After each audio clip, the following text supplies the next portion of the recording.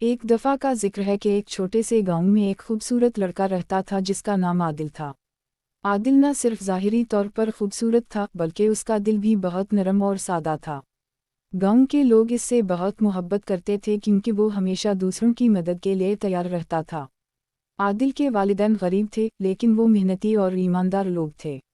عادل کو بچپن سے ہی سکھایا گیا تھا کہ دنیا کی خوبصورتی صرف ظاہری نہیں ہوتی بلکہ اصل خوبصورتی دل میں ہوتی ہے۔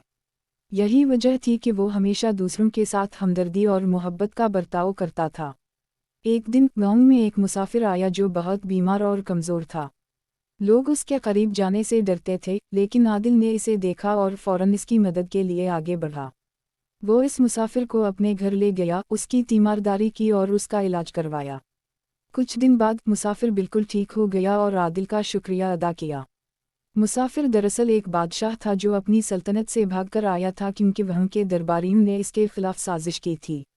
جب وہ مکمل صحت یاب ہوا تو اس نے عادل کو اپنی حقیقت بتائی اور کہا کہ وہ اس کی مدد کے بدلے اسے کوئی انعام دینا چاہتا ہے۔ عادل نے مسکراتے ہوئے کہا، مجھے کسی انعام کی ضرورت نہیں، میں نے آپ کی مدد صرف انسانیت کے ناطے کی ہے۔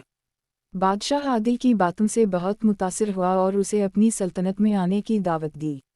بادشاہ نے عادل کو اپنی سلطنت کا وزیر بنا دیا کیونکہ اس نے دیکھا کہ عادل میں دیانتداری، ہمدردی اور دانشمندی ہے جو ایک اچھے رہنما کی خصوصیات ہیں۔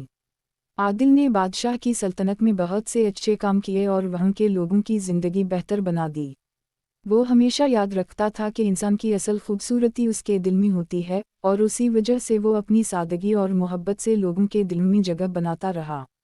یوں عادل کی زندگی ایک مثال بن گئی کہ خوبصورتی صرف ظاہری نہیں بلکہ دل کی بھی ہوتی ہے، اور جب انسان سچی نیت سے دوسروں کی مدد کرتا ہے تو قدرت اس کے لیے بہترین راستے کھول دیتی ہے۔ ستارہ ستارہ نتیجہ، ستارہ ستارہ۔ یہ کہانی ہمیں یہ سبق دیتی ہے کہ حقیقی خوبصورتی دل کی ہوتی ہے، اور جب ہم دوسروں کی مدد خلوص دل سے کرتے ہیں تو ہمیں اس کا انعام ملتا ہے، چاہے وہ دنیاوی ہو یا روحانی۔